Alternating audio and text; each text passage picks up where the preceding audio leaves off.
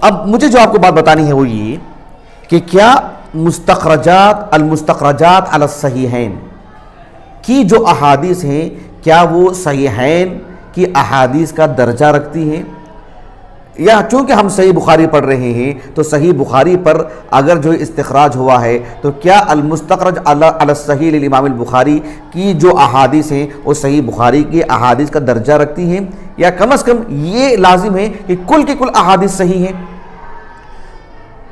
یہ مان کر کے چلیں کہ صحیح بخاری جیسے ہونے کے سب احادیث صحیح ہیں، جو المستخرجات علی الصحیحین کی احادیث بھی صحیح ہے، کیونکہ یہ صحیحین پر استخراج ہوا ہے، کیونکہ میں نے کہا نا کہ استخراج کئی کتابوں پر ہوا ہے۔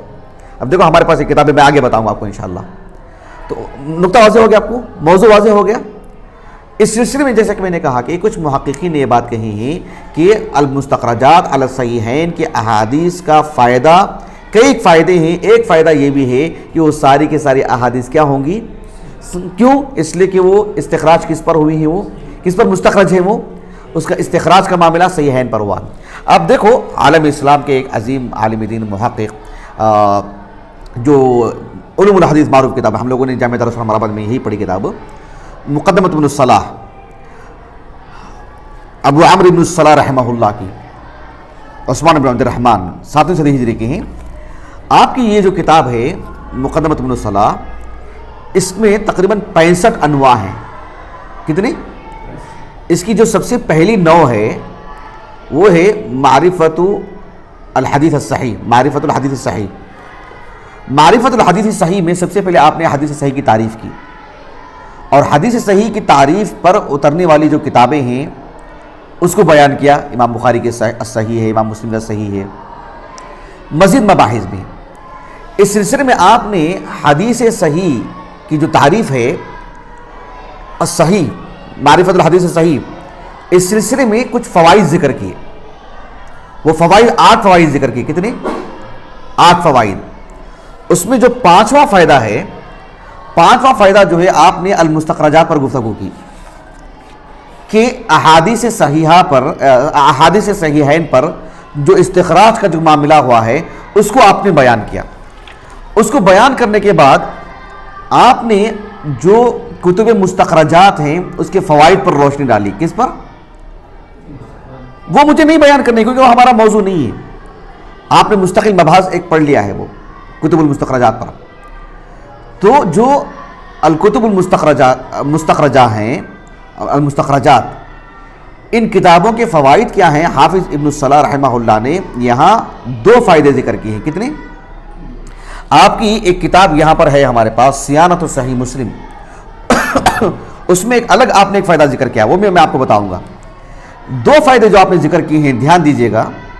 دیکھو کہتے ہیں ثم ان التخارج المذکورہ، التخارج المذکورہ یعنی المستخرجات، ثم ان التخارج المذکورہ علی الکتابین یعنی علی الصحیحین یستفاد منها ای من المستخرجات یستفاد منها فائدتان۔ یہاں کتنے فائدے ذکر کیا آپ نے؟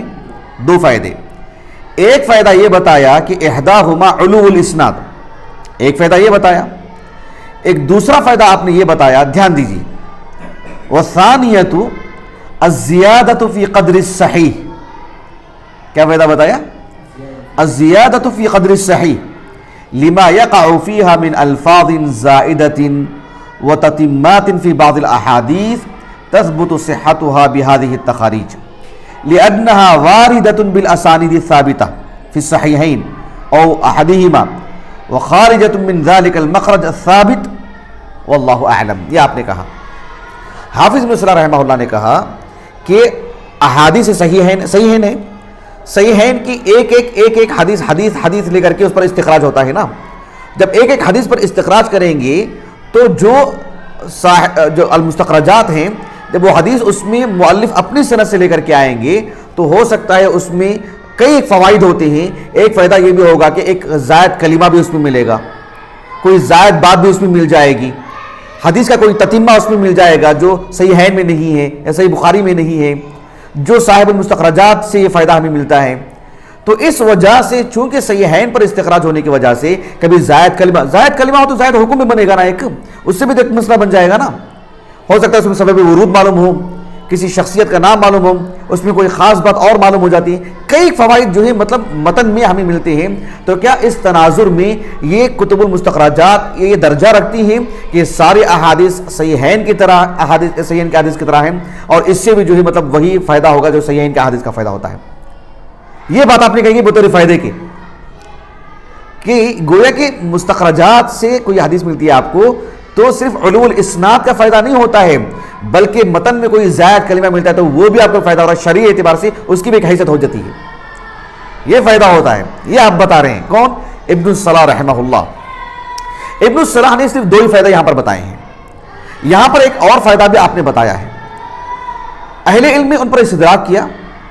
امام نووی رحمہ اللہ خصوصیت کے ساتھ، حافظ ابن حجر نے النکت پر جو اس پر کام ہوا ہے ابن الصلاح کی، اس میں مزید 7 کا اضافہ کیا ہے. وہ ہے کہ اس اعتبار سے 10. تو ہم کو مستخرجات کے فوائد نہیں بیان کرنے ہیں، اس فائدے پہ گفتگو کرنی ہے کہ یہ واقعتاً ایک فائدہ ہے کہ نہیں ہے. اس سلسلے میں میں آپ کو یہ بتا رہا ہوں کہ صیانت صحیح مسلم، حالانکہ مکمل نہیں کیا لیکن بے حد علمی کتاب ہے یہ ابن الصلاح رحمہ اللہ کی صحیح مسلم، بے حد علمی کتاب ہے. اس سلسلے میں ابن الصلاح رحمہ اللہ نے دیکھو الفصل الخامس صفحہ نمبر 73 بعد میں دیکھ لیجئے آپ لوگ. حافظ ابن الصلاح رحمہ اللہ کہتے ہیں کہ صنف علی صحیح مسلم قوم، صنف علی صحیح مسلم قوم من الحفاظ تأخروا عن مسلم. امام مسلم رحمہ اللہ کے بعد کچھ اصحاب علم، کچھ حفاظ، کچھ محدثین نے صحیح مسلم پر کام کیا، استخراج کیا. یہ معنی صنف علی صحیح مسلم قوم من الحفاظ تأخروا عن مسلم وادرکوا الاسانید العالیہ. جو امام مسلم کے بعد آئے صحیح مسلم پر استخراج کیا انہوں نے. وفیہم من ادرک بعض شیوخ مسلم فخرجوا احادیثہ فی تصانیفہم تلک باسانیدہم تلک فالتحقت به فی ان لها سمت الصحیح وان لم تلتحق به فی خصائصہ جمعہ. آپ کی اس عبارت سے یہ بات معلوم ہوتی ہے کہ صحیح مسلم پر جو استخراج ہوا ہے تو جو صحیح مسلم کی جو مطلب جو مقام ہے، اس کی جو حیثیت ہے، وہ حیثیت اس کو جو ہے ملتی ہے. یہ اور بات ہے کہ اس کی کل خوبیاں، کل چیزیں اس کے اندر آنا ضروری نہیں ہے. یعنی ہو بہو وہی لفظ ہو متن میں، سند میں، اور جو ہے سند میں جو بات ہوتی ہے کبھی عنعنہ ہوتا ہے اور کبھی جو ہے حدثنا اور اخبرنا والی بات ہوتی ہے، یا جو کوئی بھی کسی طرح کا معاملہ ہو بہو سند متن میں وہی بات ہونا ضروری نہیں ہے. اس کے بعد فوائد ذکر کیا آپ نے، کہا کہ وَيُسْتَفَادُ مِن مُخَرَّجَاتِهِمْ الْمَذْكُورَةِ عُلُوُّ الْإِسْنَادِ. ایک علو الاسناد کا فائدہ بتایا. دوسرا فوائد تنشأ من تکثیر الطرق، کثرت طرق سے بھی بات ملتی ہے، ومن زیادت الفاظ مفیدہ. لیکن صحت سے متعلق یہاں پر بھی آپ نے گفتگو کی ابن الصلاح رحمہ اللہ نے. یہاں تک بات واضح ہو گئی. اب جو ہے انشاءاللہ میں آپ کے سامنے ایک دراسہ پیش کروں گا کہ کیا واقعتاً جو المستخرجات ہیں، خصوصاً المستخرجات علی الصحیحین، کیا ان میں جو احادیث ہیں وہ صحیحین کی احادیث کا درجہ رکھتے ہیں. ایک مثال میں آپ کے سامنے پیش کرتا ہوں جسے ابن حجر نے پیش کیا رحمہ اللہ.